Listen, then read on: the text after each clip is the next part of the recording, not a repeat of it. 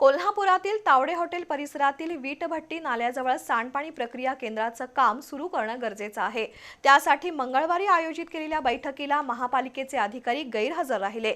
त्यामुळे कृती समितीने अधिकाऱ्यांचा निषेध करून येत्या 8 दिवसात सांडपाणी प्रक्रिया केंद्राचं काम सुरू झालं नाही तर आयुक्त कार्यालयात दूषित पाणी आणि जनावरांचे अवशेष टाकण्याचा इशारा दिलाय। कोल्हापुरातील तावडे हॉटेल परिसरात असणाऱ्या वीटभट्टी नाल्यामध्येच मेलेल्या जनावरांचे अवशेष टाकून सांडपाणी सोडलं जातंय। हेच दूषित पाणी पंचगंगेत मिसळतं। 8 दिवसांपूर्वी नाल्यात प्रतिकात्मक अधिकाऱ्यांच्या प्रतिमा उभारून कृती समितीनं आंदोलन केलं होतं।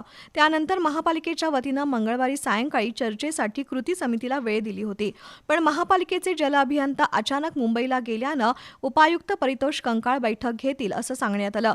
प्रत्यक्षात मंगळवारी उपायुक्त कंकाळही बैठकीला आलेच नाहीत। त्यामुळे जलाभियंत्यांच्या खुर्चीला निवेदन चिकटवून कृती समितीनं प्रशासनाचा निषेध केला। तसंच येत्या 8 दिवसात प्रकल्पाचं काम सुरू झालं नाही तर आयुक्त कार्यालयात सांडपाणी आणि जनावरांचे अवशेष टाकले जातील असा इशारा दिला।